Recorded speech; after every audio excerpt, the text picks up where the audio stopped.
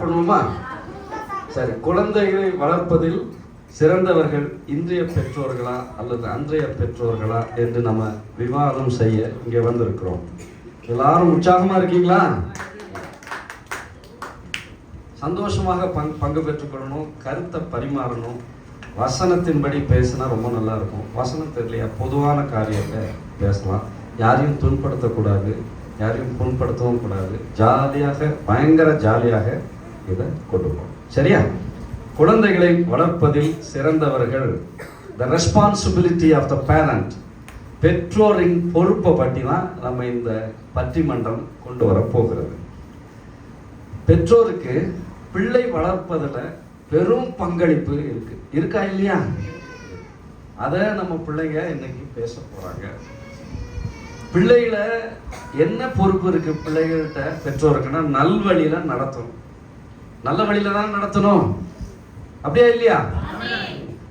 கெட்ட வழியில நடத்தக்கூடாது. நல்ல காரியங்களை பிள்ளைகளுக்கு கற்றுக் கொடுக்கணும். நல்ல காரியம் கற்றுக் கொடுக்கணுமா, கெட்ட காரியம் கற்றுக் கொடுக்கணுமா? நல்ல டீம்ல இருந்து ஒவ்வொரு ஆளும் இப்போ எனக்கு பிள்ளைகள் சம்பந்தமான வசனம் சொல்லணும். வெரி குட், வெரி குட், கைத்தட்டு, வெரி குட். பிள்ளைகள் கர்த்தரால் வரும் சுதந்திரம், கர்ப்பத்தின் கனி அவரால் கிடைக்கும். இந்த பட்டிமன்றத்தை கேட்டு நிச்சயமா குழந்தை பாக்கியம் இல்லாதவங்களுக்கு குழந்தை பாக்கியம் உண்டாகும் இயேசு நாமத்தினாலே சொல்லுகிறேன். உன் பிள்ளைகள் உன் பந்தியை சுற்றிலும் ஒளிவ மர கன்றுகளைப் போல இருப்பார்கள். அதுக்கு 2 குழந்தை வச்சிருக்கோம், 3வது குழந்தை 4வது குழந்தை பெற்றுக்குன்னு சொல்லல நான். உன் பிள்ளைகள் எல்லோரும் கர்த்தரால் போதிக்கப்பட்டு இருப்பார்கள். பிள்ளையானவன் நடக்க வேண்டிய வழியில் அவனை நடத்து, அவன் முதிர் வயதிலும் அதை விடாதிருப்பான். இயேசு சிறு பிள்ளைகளை பார்த்து என்ன சொன்னாங்க? என்னிடத்துல வாருங்கள், அவரை தடை பண்ணாதீங்க. அப்போ பிள்ளைங்க எவ்வளவு முக்கியம், அதை நம்ம எப்படி வளர்க்க போறோம், இது சம்பந்தமா தான் பட்டிமன்றம். இந்த சைடு இருக்கவங்க பிள்ளைங்க ரெஸ்பான்சிபிலிட்டி எங்கள்கிட்ட இருக்கு, பிள்ளைகள் பொறுப்பா வளர்க்கணும், எல்லாம் ஒத்துக்கிறாங்க. ஆனா இன்றைய கால பெற்றோர்கள் தான் சிறந்தவர்கள், அன்றைய கால பெற்றோர்கள் இல்லை என்று இந்த பக்கம் எனது வலது பக்கத்துல இருக்கக்கூடியவர்கள் பேச போகிறாங்க. எனது இடது பக்கத்துல இருக்கக்கூடியவங்க இன்றைய கால பெற்றோர்கள் கிடையாது, அன்றைய கால பெற்றோர்கள் தான் என்று பேச போறார்கள். பேசலாமா? Shall we go? சரி. இன்றைய கால பெற்றோர்கள் தான், அன்றைய கால பெற்றோர்கள் கிடையாது என்று முதலாவது பேச வருகிறார் ஜோயல் கிறிஸ்டோபர்.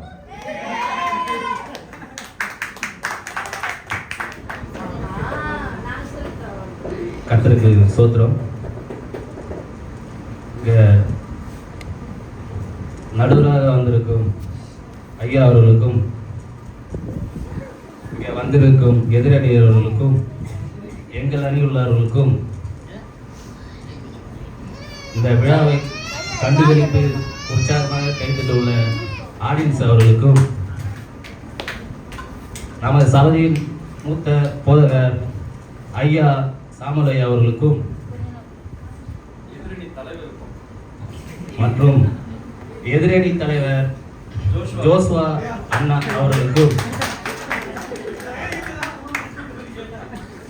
எல்லோருக்கும் எனது முதற்கண் நன்றியை தெரிவித்துக் கொள்கிறேன். வணக்கத்தை தெரிவித்துக் கொள்கிறேன். எனக்கு குழப்பதுன்னா, நான் இதுக்கு முன்னாடி மைக் பிடிச்சி இந்த பட்டிமன்றம் இதெல்லாம் எதுவுமே நான் பேசுறது கிடையாது. ஸ்கூல்லையும் சரி, படிப்பு எங்கேயுமே சரி பேசுறது கிடையாது. ஊரில் நிகழ்ச்சி எதுவுமே பேசுறது கிடையாது. இதுதான் எனக்கு ஃபஸ்ட்டு பட்டிமன்றம். அதற்காக இந்த பட்டிமன்றத்தை என்னை ஏற்பாடு கொடுத்ததுக்காக கர்த்தருக்கு நான் மிகவும் நன்றியை தெரிவித்துக் கொள்கிறேன். பிள்ளைகளை வளர்ப்பதில் இன்றைய பெற்றோர்கள் என்றே பேச வந்துள்ளேன். ஆனா இவங்களை பார்த்தா எனக்கு ஒரு மாதிரியா இருக்கு. எல்லாத்துக்கும் வணக்கம், மறுபடியும் வணக்கம். ஏன்னா பிள்ளைகளை வளர்ப்பது இன்றைய காலத்தில் பெற்றோர்கள் தானே. நீங்களா எப்படி இங்க வந்திருக்கீங்க? ஒண்ணுமே புரியல எனக்கு.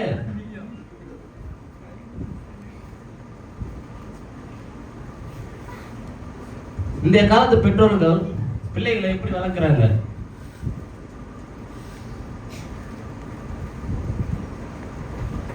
நீதிமொழியில 4வது அதிகாரத்தில் கூட சொல்லியிருக்காங்க, பிள்ளைகளே நீங்கள் தகப்பன் போதனை கேட்டு புத்தியை அடையும்படி கவனிங்கள் அப்படின்னு வாக்கியத்துல சொல்லியிருக்கு. அதேபடி நாங்க பிள்ளைகளுக்கு பைபிள்ல எப்படி இருக்கோ அதே மாதிரி நாங்க சொல்லி தரோம். அதை சொல்லி தரது மாதிரி இன்றைய கால பிள்ளைகள் அது கண்டிப்பா ஏற்று அதுபடி நடக்கிறாங்க.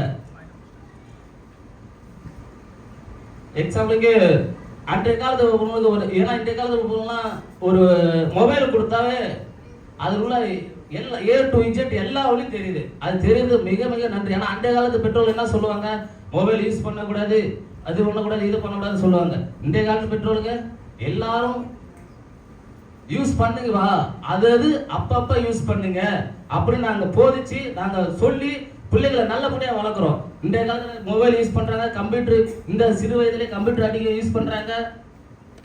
இவ்வளவு நல்ல விஷயங்களும் இன்றைய காலத்துல தாங்க இருக்கு, அன்றைய காலத்துல எங்கங்க இருக்கு?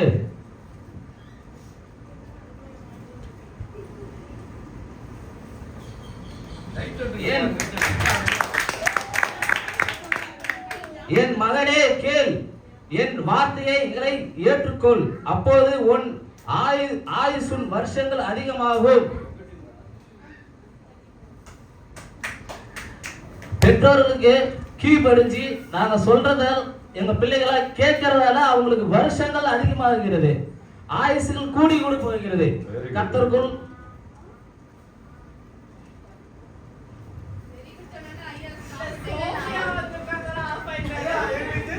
இதுக்கு மேல எப்படி உண்மையா சொல்றது, எப்படி சொல்றது? இல்லைங்கய்யா.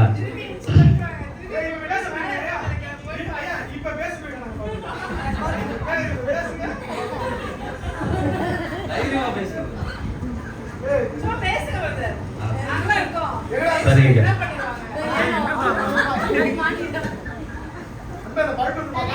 எக்ஸாம்பிளுக்கு நான் இன்றைய காலத்து பிள்ளைக்கு தான் சிறந்தவங்க என்று ஒரு உதாரணத்துக்கு நான் சொல்றேன்.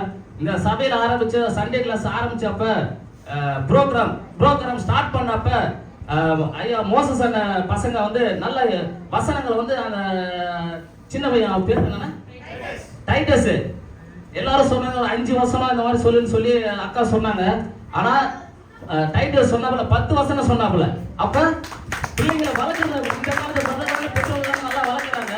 அதை ஏத்துக்கணும் மோசஸ் சேர்ந்து.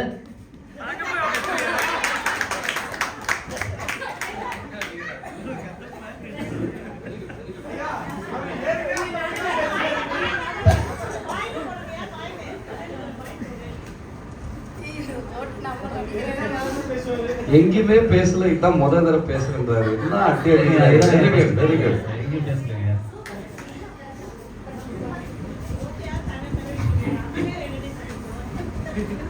நாங்கள் இந்த காலத்துல பிள்ளைங்களை வெறும் சினிமா பார்க்க, டிவி பார்க்க, கேம் விளையாட மட்டும் விடலங்க. கர்த்தருடைய போதத்தை நாங்க சொல்லி கொடுத்து அதுபடி கீழ்ப்படிங்கள் என்று நாங்க சொல்லி கொடுத்து வளர்க்குறோங்க. இந்த